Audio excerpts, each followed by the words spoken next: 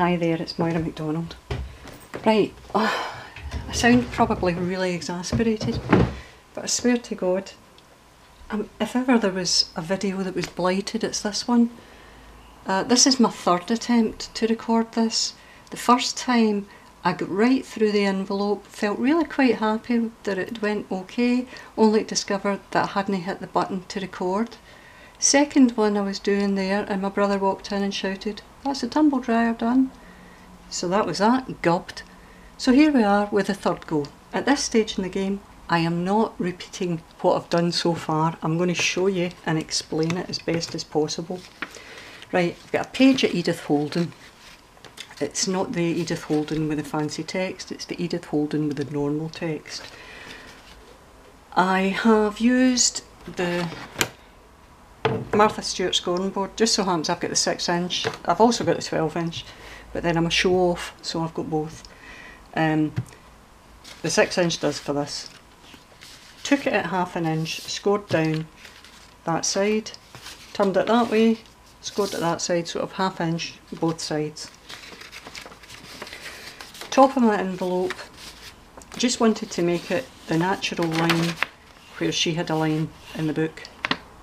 So scored it there, folded it over. As far as the bottom was concerned, once I'd folded over my flap and I knew where my flap was, I brought up my bottom to meet, but you don't want it to come right up to where your flap's going to be folded because it gets in the way of things when you're doing it. So I've brought it up at the bottom, giving it a wee gap there. Now obviously once we're finished, this isn't going to be very attractive, but we'll address this once. Just a minute to record, make sure you're recording, yeah. We'll address that once we've finished everything else. Now, I need to cut some bits off here. What we need to cut off is here, and here, and there, and there. I'm going to put this away because I don't need that and it just gets in my way. I'm going to use my smaller scissors because I was using the bigger ones and they're just getting in my road. Right, so where I've done my scores, bring it up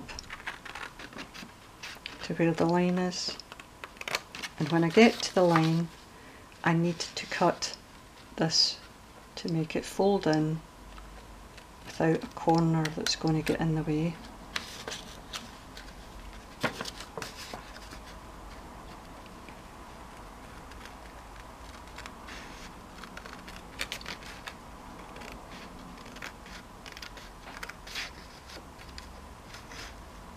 If I talk and cut, I'll make a mess of it. Right, and it goes down that way. And at this end, I'll go up to that.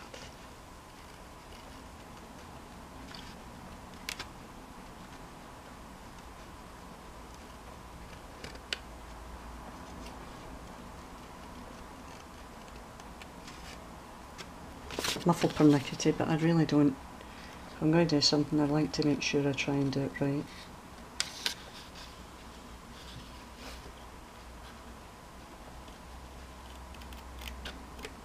That's us.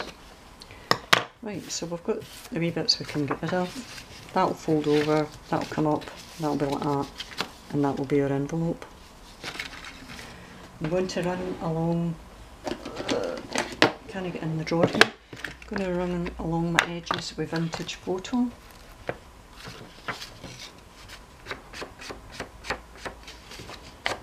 In particular, all the exposed edges.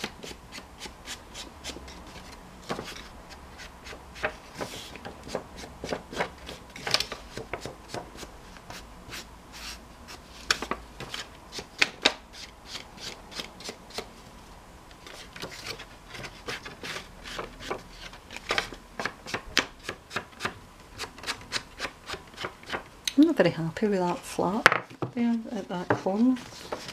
Give me just a wee second to go over that again. Now that's it. I think when you become a crafter, your eye becomes very used to how things should be, and you can spot if you've made a boo-boo really quite easily. And I think that's one of our problems. When we spot we've made a boo-boo, we assume everybody else will see it, so we become absolutely besotted with these things, trying to fix them. Right, now to seal the envelope you can use wet glue obviously, but the problem with using wet glue is it's always got a chance of making the the paper pucker a wee bit. So I'm going to use tape just for this wee job here.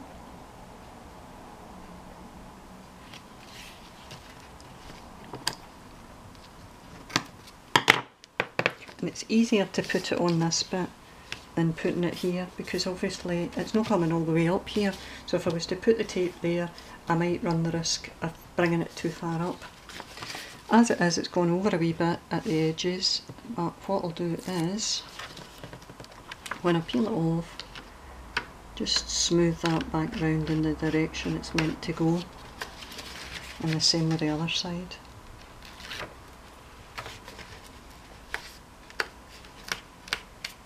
That's fine.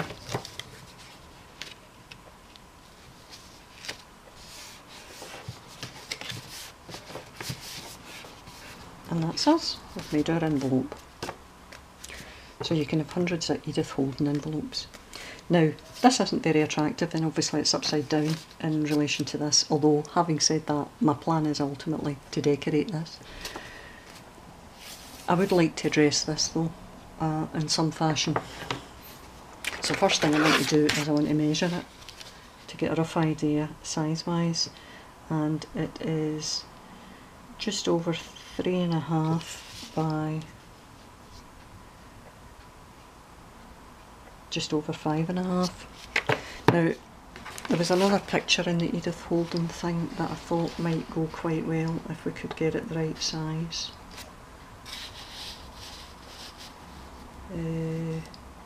There's no way we're getting that text in, but we could get the pictures with the wee sheepy meep meeps.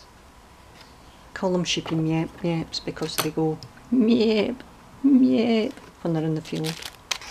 Right, so I'm going to, there is a nice picture on the other side, but you know, you can't have everything in life.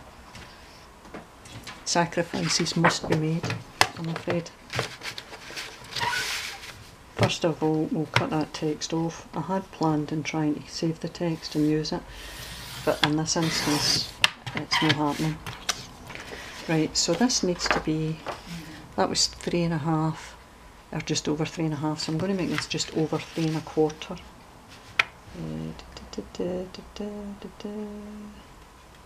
And that way when I stick it on, it'll have a wee border. We'll save the wee man ploughing the field for another thing. Right, 3.5 by, it was to be just over 5.5, so we need to make this just over 5.25. We shall get rid of some of the field.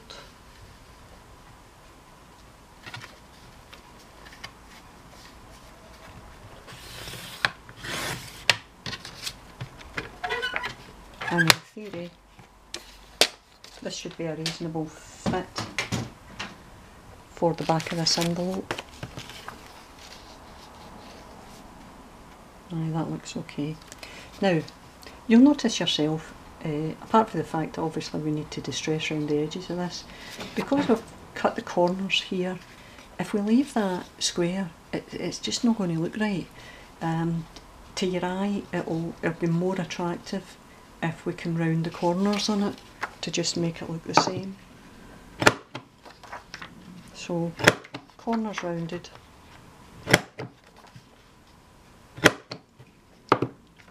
And then we're going to do the distressing.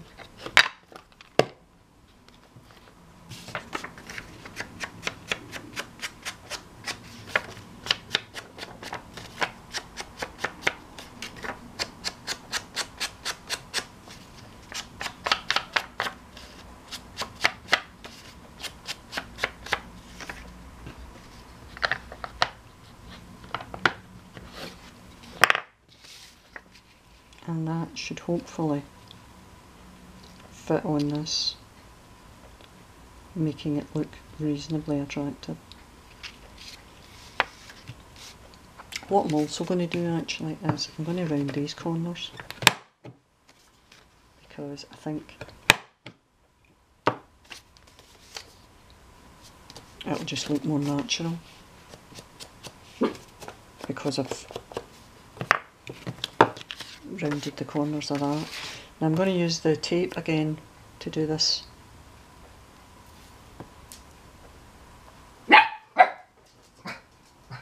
I don't care if Timmy barks. I'm not redoing this video, make the most of it.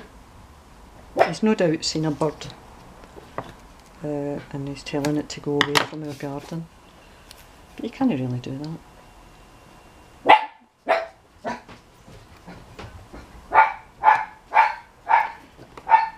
Right, he's happy.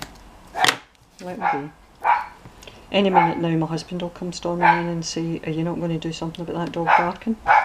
And the answer to that one is no, but thanks very much for interrupting the video again. Hold on. Timmy! Come in! Timmy! He just doesn't listen. Right, here's a wee bit of help that might be useful to you. When I go to put these down, and obviously I'm planning and trying to get these straight when I'm doing it, what I do is I turn up the corners at opposite ends. So, wait a minute, that's not stuck down right.